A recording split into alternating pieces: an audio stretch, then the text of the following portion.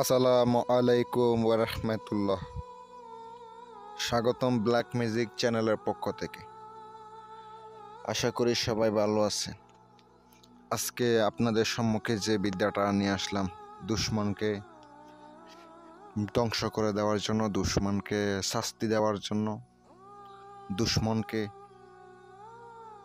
একবার বান মারার জন্য আজকে একটা মহাশক্তিশালী মারণ বিদ্যা নিয়ে আসলাম।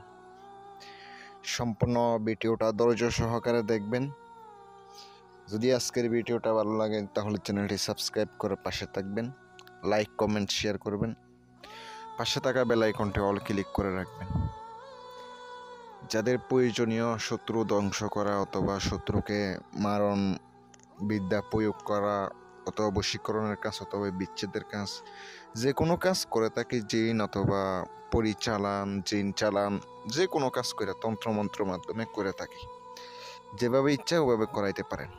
করার জন্য স্ক্রিনে আমার নাম্বারটা দেওয়া আছে, সুন্দর করে লিখে দিয়েছি, দেখতে পাচ্ছেন, যোগাযোগ করবেন। আর যদি আপনার শক্তিশালী হয় শত্রু, ওই শত্রুকে আপনার মারতেই হবে, না মারলে হবে না। তাহলে তার উপরে বিদ্যা প্রয়োগ করতে হলে আপনার তার ব্যবহৃত কাপড় লাগবে, আর একটা পুতুল তৈরি করতে হবে কাপড় দিয়ে। ওই কাপড়ের উপর নকশাটি লিখিত হবে, অথবা না পারলে ওই কাপড়ে যদি লেখা না যায়, আপনি সাদা কাপড়ের উপরে লিখবেন। ওই কাপড় ওই পুতুলের মধ্যে মোড়াইয়া নেবেন, নেওয়ার পরে পুতুলটা প্রাণ প্রতিষ্ঠা করতে হবে। আমি আমার চ্যানেলে দেওয়া আছে, আমি তাও আবার দেব, প্রাণ প্রতিষ্ঠা করার মন্ত্র দেব, নকশা জাগ্রত করার মন্ত্র দেব। ইনশাল্লাহ আপনারা পরবর্তী ভিডিওতে ইনশাল্লাহ দেওয়া হবে। আর জাগ্রত করে আপনি নকশা সুন্দর করে ওখানে ঢোকাইয়া দিবেন।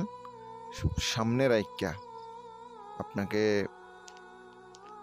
অমুকের পুত্র অমুক, অমুকের কন্যা অমুক, অথবা যদি মেয়ে হয় মেয়ের নাম, মায়ের নাম, যদি ছেলে হয় ছেলের নাম, বাবার নাম, অমুকের পুত্র অমুক, আপনি যে উদ্দেশ্যটা নেবেন ওইটা বলে দিবেন। দেওয়ার পরে আপনি সুন্দর করে এটা আপনার সামনে রেখে করবেন, আর সিঁদুর লিপটাই দিবেন উপরে।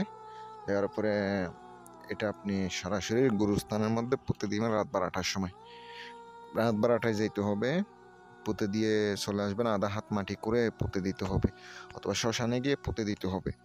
পিছনে না থাকিয়ে চলে আসবেন, শরীর বন্ধ করে কাজ করবেন। আর অবশ্যই এগুলো করতে গিয়ে যদি কারো কোনো ক্ষতি হয় আমি দায়ী থাকবো না, নিজ দায়িত্ব করবেন।